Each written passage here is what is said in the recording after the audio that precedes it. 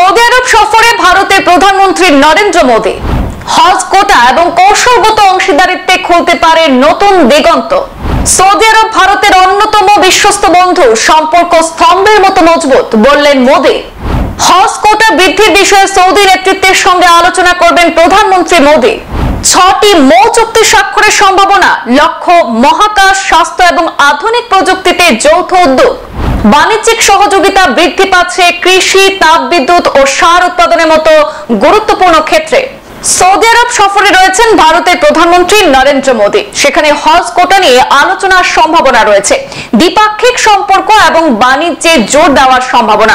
Saudi আরব সফরে রয়েছেন ভারতের প্রধানমন্ত্রী নরেন্দ্র মোদী এবং আজ মঙ্গলবার তিনি সৌদির জেদ্দা শহরে গিয়ে পৌঁছান, যেখানে গত 40 বছরে এই প্রথম কোন ভারতীয় প্রধানমন্ত্রী অবতরণ করলেন। তবে এর আগেও প্রধানমন্ত্রী দুবার সৌদি সফর করেছেন, তবে সৌদিতে এবার তার তৃতীয় সফর। কিন্তু এর আগে 40 বছরেও জেদ্দা শহরে কিন্তু কোনো প্রধানমন্ত্রী অর্থাৎ ভারতীয় প্রধানমন্ত্রী অবতরণ করেননি।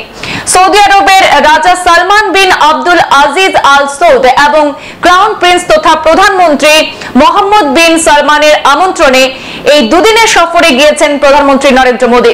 এটি তার তৃতীয় সৌদি সফর। এর আগে তিনি 2016 এবং 2019 সালে দেশটি সফর করেছিলেন। সৌদিতে পৌঁছেই সেখানকার সংবাদ মাধ্যমের মুখোমুখি হয়ে মোদী বলেন, এই দেশ ভারতের অন্যতম বিশ্বস্ত বন্ধু। অনিশ্চয়তাপূর্ণ এই পৃথিবীর বুকে এই দুই দেশের সম্পর্ক একটি স্তম্ভের মতো দাঁড়িয়ে রয়েছে বলে মন্তব্য করেন মোদী। এছাড়াও সৌদি যুবরাজের নেতৃত্বের প্রশংসা করে তিনি বলেন, উনি একজন অত্যন্ত দূরদৃষ্টি সম্পন্ন ব্যক্তি এবং আমাদের দ্বিপাক্ষিক সম্পর্কের অন্যতম প্রবল সমর্থক।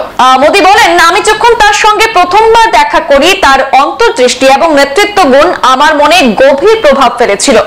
প্রধানমন্ত্রী সফরে বাণিজ্যিক সম্পর্ক এবং স্ট্র্যাটেজিক পার্টনারশিপ কাউন্সিলের দ্বিতীয় বৈঠককে ঘিরে বিশেষ গুরুত্ব দেওয়া হচ্ছে।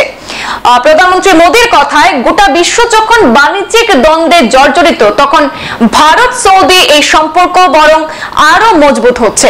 কৃষি, তাপবিদ্যুৎ এবং সার উৎপাদনের মতো ক্ষেত্রগুলিতে ব্যবসায়িক অংশীদারিত্ব আরো বিস্তৃত হচ্ছে বলে জানিয়েছেন মোদী।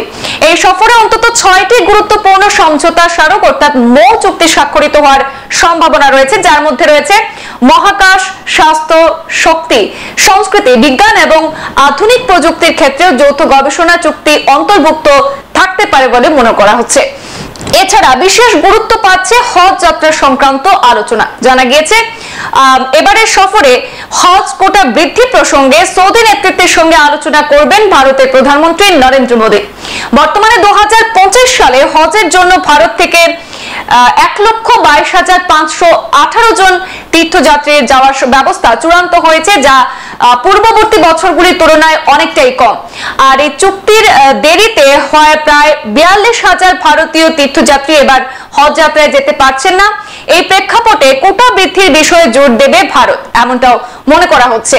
ভারতের রাষ্ট্রদূত সোহেল আজাদ খান জানিয়েছেন যে জেদ্দা ভারতের জন্য ঐতিহাসিকভাবে গুরুত্বপূর্ণ।